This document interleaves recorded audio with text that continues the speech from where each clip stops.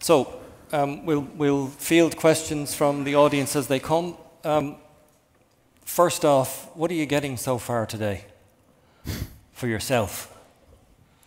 A lot of wisdom, a sense that we all have similar problems. Yeah. So we are not just alone out there. We face the same, and of course a form of inspiration to see the different ways of approaching those problems. I think certainly confirmation in all the talks we've had so far, the importance of folks like us, leaders, involving ourselves where work is done at the work front, understanding what goes on, being able to provide support and help workers solve problems at the work front. I think that's been throughout the day for me. It's to say it lightly, it's been a time of change for everybody in this room, and certainly at the business level. How do you keep the game straight on safety during times like that? Actually, it's tough because safety is certainly a priority. In my new company, it's more than a priority; it's a value, as you could see in the stand, which actually was an interesting discovery. Because I was part of Total, but not at the time where safety was put as a value. Yes. Yeah. And when we discussed that, they say they don't want safety to compete with anything else. So that solved the problem. Right. So, in a sense, it's out there, but you're quickly caught in many agendas when change comes. You have to discover your company. Everybody has a point of view about what you should be doing tomorrow. So again, we are not really thinking often about the next week or the next month, but we are really in the day-to-day. Yeah. And we shouldn't forget those offshore who are a bit distant. So we have tools like stopping or intervening, and we have situation in our company actually where the OEMs use the stop card. You can also see on the stand, and they say, too many things, guys. We can't handle it. So you have to listen. You have to accept to be intervened on, in a sense, by your guys on the floor. And times of change behind us and times of change ahead. Again, same question. How do you keep the game straight on safety? I think it's certainly a challenge. You have an additional time pressure. Where you then need to manage a process, and at the same time it's even more important to be visible and explain that and understand how it impacts and how you can help deal with those impacts and feelings that are going on in those events. So I think that's a challenge. The one thing I think we also need to remember, it is also an opportunity. That's what I've learned so far, that when you go through change and you need to manage a change, you need to understand your starting point for the change. And we've talked about drifting, and you sometimes find that drifting has taken place. So when you manage your change, you can sometimes find your way from your standard or your ideal state. And it's actually an opportunity to uncover some errors and bring those right in your systems. So I think that's very important to also embrace what new parties may bring to the table in terms of practices and ways of dealing with improving the safety culture. And quite a juggle, of course, with only a certain amount of capacity. At every level in the organization. But there were elements about the stress on the organization, the distraction. So this morning that was mentioned in the list of things that can lead to incidents. So it's also about explaining what is changing, what is not changing, and we spend a bit of time also saying, okay, we were going in a certain direction, and our new company still want us to go in that direction, still want us to work on such and such. So there are things that don't change. Some of our tools, some of our process change, and as Anna says, some of them are actually fantastic opportunities. Because we got new tricks. Sure. The challenge of in a transition, that we heard the importance just now from Dr. Peterson around the importance of a compelling vision, so you can provide meaning for everybody in the organization. when you're going through a change, your vision may become blurry for a while. Yes. So how do you manage that? Yeah. Then providing meaning every day, it becomes more tough in that period. Yeah, indeed, indeed.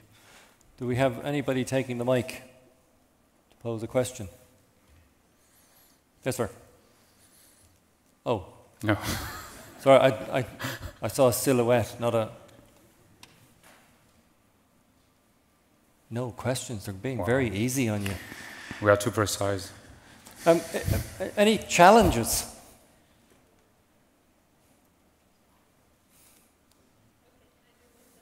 Okay, Monica and the gentleman at the back. We'll come back to you, Monica, in 1 sec. Thanks. Yes, sir. Yep, my name is Søren. I have a question for you. In 2014, we had the vision of a common database for all accidents, incidents, observation offshore. So everybody is learning across companies. Where are we today? I don't know to answer that question. What I mean is, I think we share as much as we can, but I can't tell if we do share between operators and... I know that under OGD we have the safety committee where there are representatives for each of the operators, and I believe they do share data on an ongoing basis about incidents. We have certainly as a company provided what incidents we've had that were relevant to share.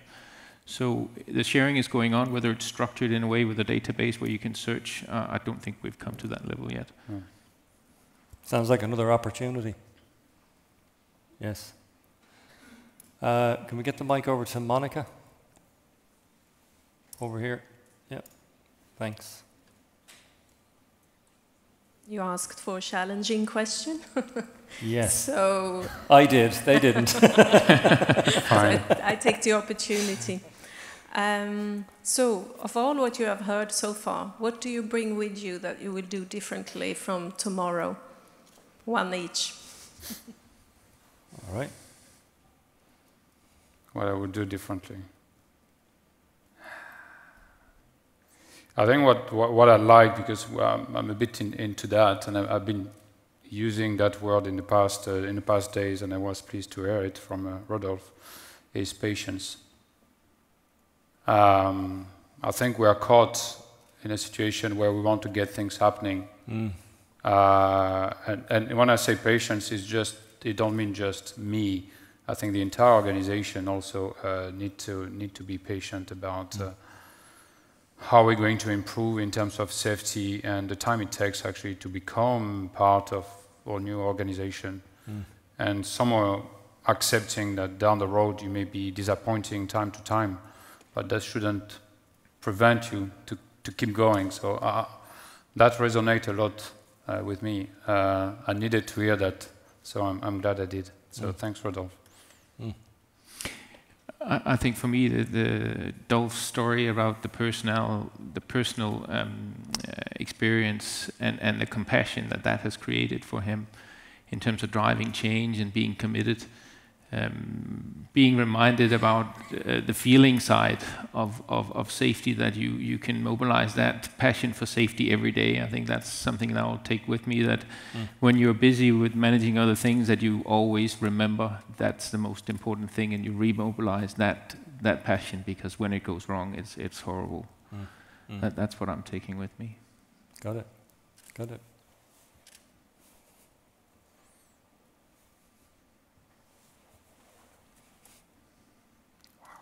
All very quiet today. Very shy people. The food. The food. Yeah. We should never have fed you. That's the thing. We should never have fed you. So if the people in this auditorium are a force for good, what do you want them to go out here and do on your behalf? Intervene more. Intervene more. Yeah, I think there was also a theme this morning around intervening, and I believe we also just trust too much the other party. I've been having that chat at lunch with few people. I think there is a big trust in the society, in particular in Denmark, toward others, trusting the system, trusting competency, and so forth. And we don't dare intervening often because we feel that we are not entitled to, or we may be lacking respect, or we may be confronting actually a reaction, an unexpected reaction, and quite negative reaction just on the moment. Yes. But I think what we can do well for all of us is to intervene more. Got it. How about you? Yeah, a little bit on the same theme of intervening. I think taking continuous improvement to the lowest level in every task, so that back to the procedure versus rules, and then when the procedure or the rule doesn't work, then you get into this thoughtfulness that you need to apply it with. And I think if everybody can do that, if you can improve your work process every day, and work to improve the clarity, the standardization around that, and doing that better and better. So we don't just talk about continuous improvement at an overall process level for an organization, but we all the time drive that down to the lowest level and empower employees to do that. I think one of the most important things for leaders is then to go and see how that happens and help along with that. I think Jim's explanation of the vacuum room, where they had this really good performance, where you saw the clear expectation set, so what is it that needs to get done, to which standard, and then providing resources, and then preparedness that you're allowed time to do it. I think that really resonated, and if we can drive that down to the lowest level, I think I would encourage everybody to do that. Got it. You take that on? More intervening? A couple of nodding. There's a couple of people nodding. Good. All right. Very good. No questions? I beg your pardon. Let's get you a microphone. Thanks. Yeah, thank you very much for today. I'm Laurits.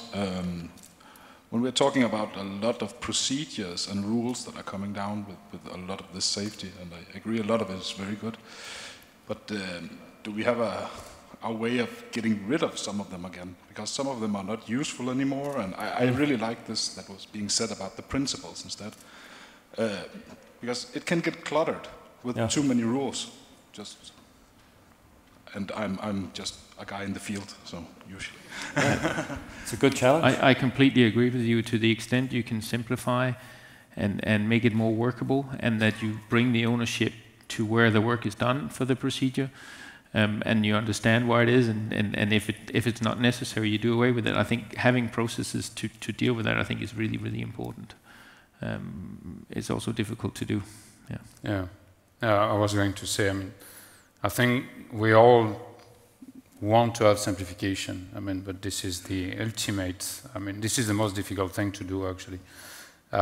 Because in general, you have just stacked layers after layers, and it's not just, okay, I remove few, I peel few layers off, and that's it. I have my simple process back. No, it's a lot more complex than that, and you always have in the back of your mind the risk that you remove just the wrong layer. So the management of change, testing. So I think the ambition is fantastic, and this is what we should be working on. But it's not coming without maximum effort. Then you pay fantastically, but it takes a lot of effort and energy actually to simplify. Sure. Yeah. It's an effort often talked about, but never quite gotten around to. Yeah. And the temptation is you have an incident, you have an investigation and a follow-up, and you can be sure that it will add a few lines in a procedure somewhere.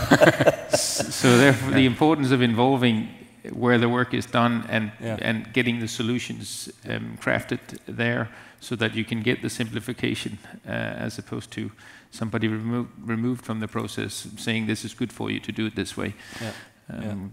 Need to avoid that. Sure, and this in fact is a beautiful segue into the piece after the break, where we'll hear from Monica, and as part of her presentation, she'll talk about complexity and our desire to simplify, and a whole lot more about that. But it's a very nice segue into that next piece. So I think I better give these people a break. Thanks. Thank you for joining me up here. It was a pleasure. Thanks a lot. Patrick and Anas.